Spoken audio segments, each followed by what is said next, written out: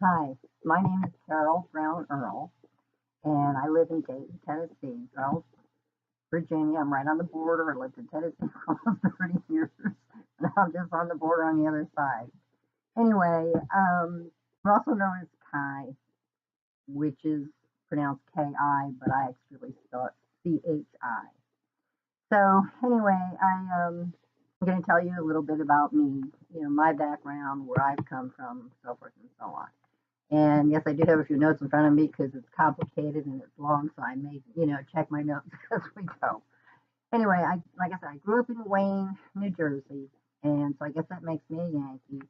However, it's not a Yankee by choice.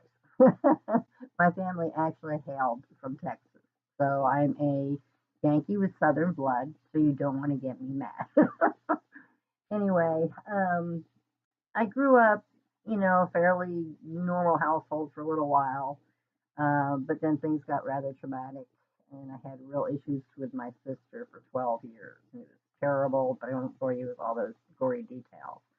I will tell you that because of it, I had a terrible accident involved with her, and it left me with what's called ischemia in my brain.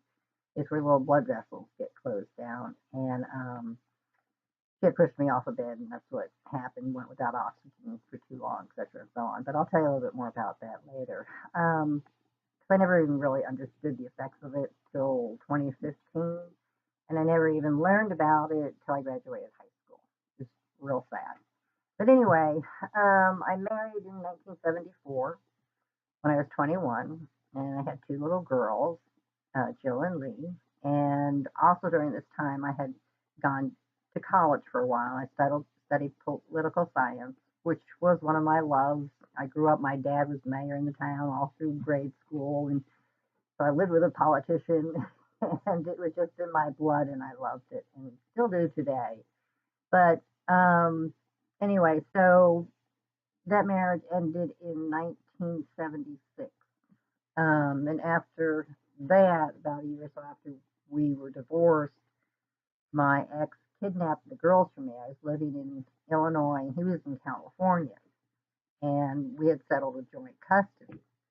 So when he kidnapped my kids, I didn't have money to fight it. I didn't know what to do. I was lost.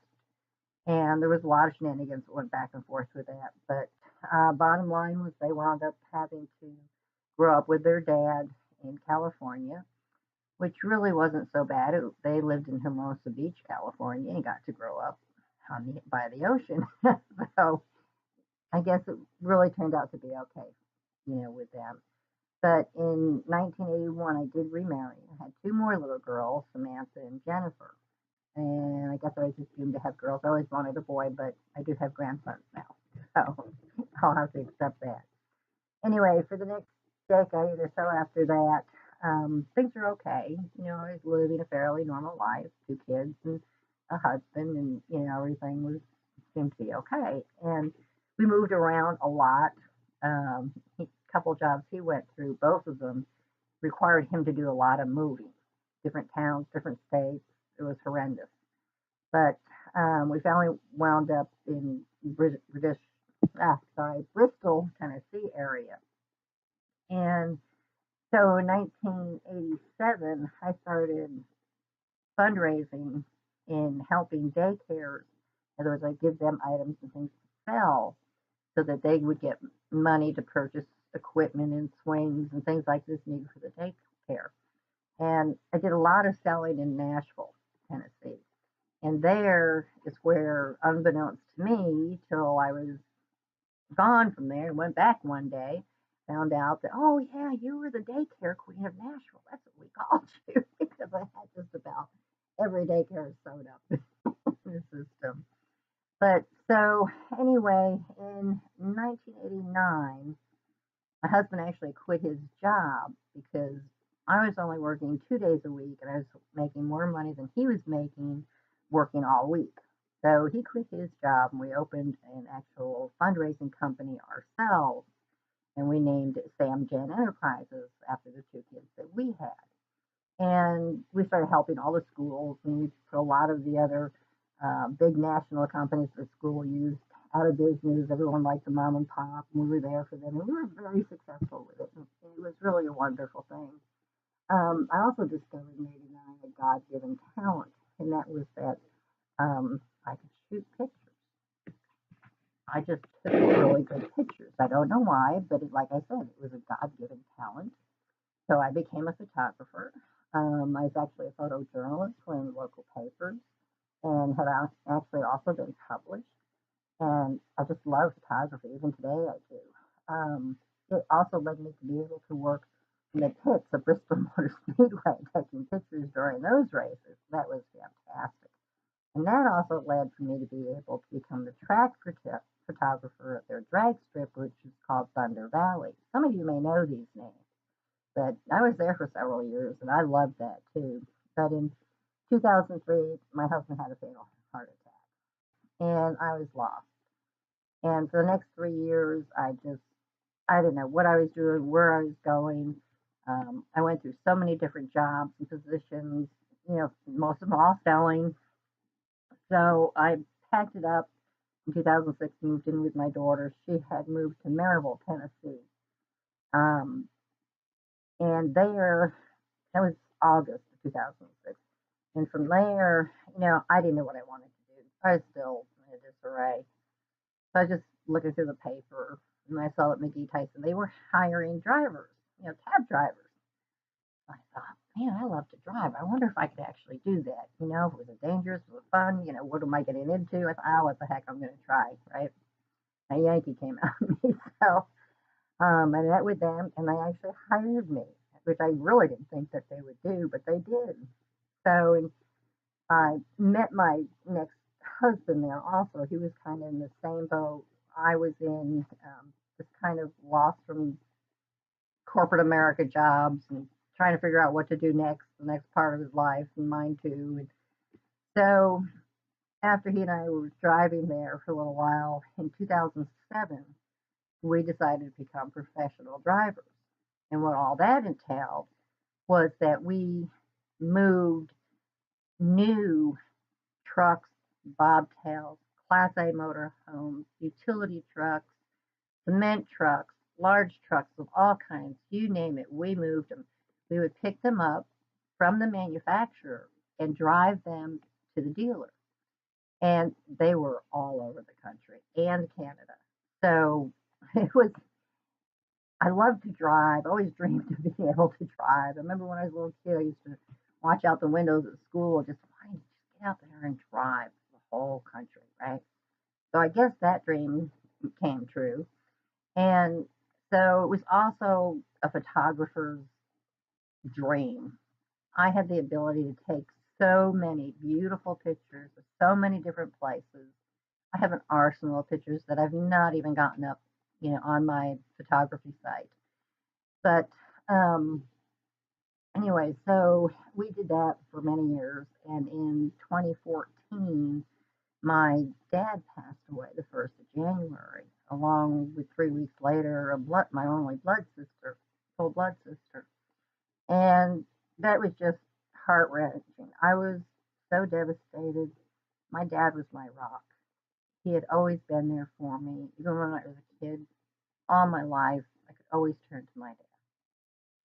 So, after their passing in February, mid February or so, when we were getting ready to go back on the road and go back to work, my husband just told me, he said, he says, I don't think I can go back to work. I was like, what? And he just started getting sick. He was getting weaker and everything else. He wound up with congestive heart disease. We tried to see if we could get him a new heart. That wasn't working out. His vascular system was all messed up. By the end of the year, his kidneys started shutting down. And by December 30th, that same year, he passed away. So I lost 3 people in my immediate family in that year. So 2015 was just, I was lost. It was a horrendous thing for me. I didn't know what to do, where I was going. All my grandparents were gone, my mom, my dad, my full blood sister, no aunts or uncles, with the exception there is one aunt out there somewhere, but I don't know where she is. At this point, I don't even know if she's still with us. But so it was like, okay, I'm next on the chopping block. So the buck stops here, which was also a very scary thing. So I began to look back on my life a bit, and the one factor through all of it was because of so much chaos in my life and so many missed opportunities that I had gone through, or wasn't even able to be what I needed to be for my kids, and do the things I should have done for them. Um, I just didn't understand. It was like I realized that it was all because of my thinking, that nothing really, was going in and out right. And I didn't understand what to do about it. It was because that ischemia was because of lack of oxygen. So anyway, I had also had this test done at one point where it confirmed that yes, I had problems with reading, writing, communication, things of those sorts, but that my intellect was superior even to those that had doctoral degrees. And that was, um, I'm sorry, dogs and computers just threw me off. Anyway, so I realized that I really wasn't that stupid, that everything was okay. It was just a handicap because of the accident that I had gone through. And in a way, I felt a little better understanding now how my head thinks and what I have to do to get things in, to make things work properly. And I'll tell you, there's never been anything that I couldn't do. It just always took me longer to do it. But even now, the same thing, it still takes me a while to get information in. But once I do, it's like the world is open to me. I can do anything. And I always excel at everything and anything that I take on. And it's a wonderful feeling to know that I'm not as stupid as I thought I was. That I'm really not that off at all.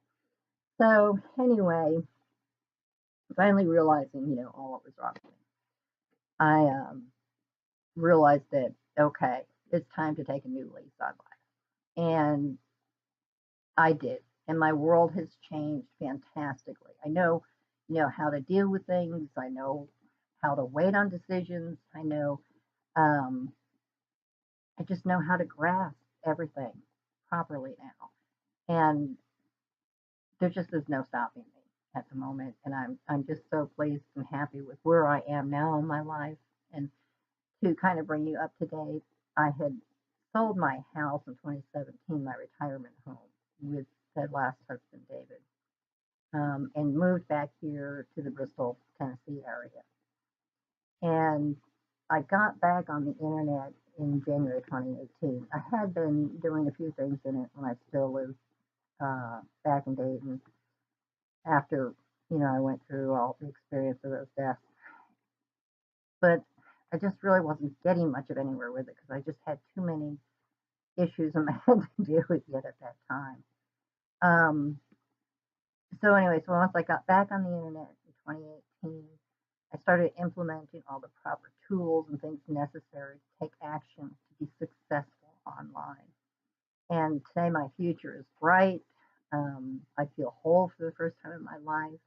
I know what I'm doing. I know where I'm going. I have my goals. I'm getting there. Things are finally starting to happen. And I am so happy. The one goal in my life, sorry, one goal in my life is to finally have a solid relationship with not only my children, but all my grandchildren as well. Because of my thinking problem, I was never really there for them like I should have been. I was never really one they could turn to for immediate help and answers. I just was too wishy-washy. Now I know. Okay, sit down, think for a while, and then I can come up with a good answer. Um, but I'm on my way. I'm realizing what I'm doing now is actually going to give me the opportunity to go see them whenever I want to. I'll be able to leave them a little something whenever I do leave this world. Hopefully, it won't be for a while yet. Um, and I just feel like, I and them will be able to live their lives free and happy And that's going to be the gift to my children. And that has been my primary goal in my life for where I am today. And so now you know a little bit about me and where I'm coming from, some of the little hassles I've had in my life. Um, and I'm ready to take on the world. I think everything is coming up roses, and I'm so pleased and so happy to be where I am today. And I just hope the best for you all too. And if I can help you with anything along the way, please let me know. If you want to get us start working online, I can do that for you too. I've got all the tools, all the ways to do it, all the knowledge. Um, it's a whole lot simpler than what you think. But that's me. And thank you for sitting through this long testimony about me. And God bless for now. And if I can be of help or assistance to you in any way, please let me know. God bless and bye for now.